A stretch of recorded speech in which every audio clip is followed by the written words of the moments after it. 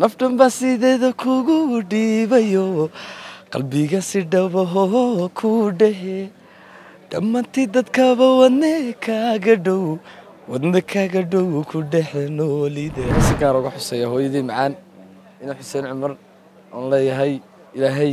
cimriga iyo maskaxda iyo caqligaba ha ku barakeeyo waxaa xusid mudan sidoo kale fanaan maame inaad caawa ku qaban doonto show magaalada Hargeysa bal showga ka war aad baad maasan tahay showgaas wuxuu ka dhacay Caalside waxaana ila wehelinaysa walaashay haboon anagii haboon nuura ayaa ku qoran Caalside baad maasan tahay walaalkay ciid mubaarak kul caam maanta bil khayr dhamaan ummadda islaamka waxaan rajaynayaa caafimaadkooda iideen aadna ku salaamaya ciidka ka war ciidka ma sha Allah ciidan ciid dadka waaweyn waa ciid Carafa waana ciidaha kala ka qiimo badan alxamdulillah wanaga caafimaad ku iideen si gaar ah ayadu xusisaa halkan si gaar wallahi waxaan xusayaa oo number 1 ah wala ka qaaday wala ma sha Allah السلام عليكم taageerayaasha kale soo istaagay dib male hayo wala kula galaya way inta waraysiga ay dhamay hay si gaar ah ayadu xusisaa waxaan xaga si gaar uga xuseeyaa hooyadii macaan ina xuseen cumar oon leeyahay ilaahay cimriga iyo maskaxda iyo caqligaba ha ku barakeeyo okay halka qof baan u diraya iyadoo igu muhiimsan cid kale ma jirto way dhankii fanka iyo ka waran iyo asxaabta niyow aday dhankii fankuna waa lagu fiicnaa waxaa xusid mudan sidoo kale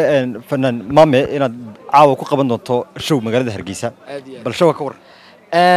aad baad maasan tahay showgaas wuxuu ka dhacay Caalside waxaana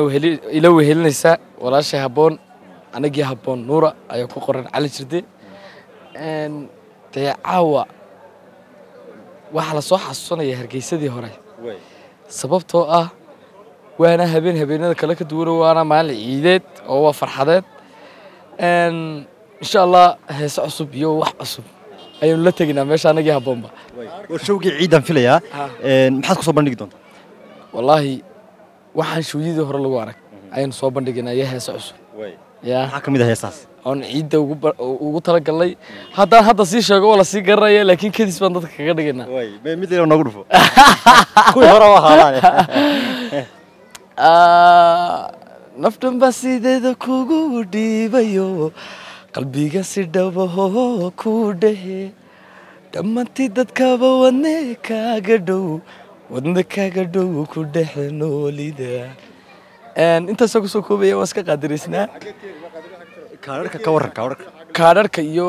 daniyo horta isla meeshun baa laga bukuraysanaya isla meeshun baa laga helayaa kaadharka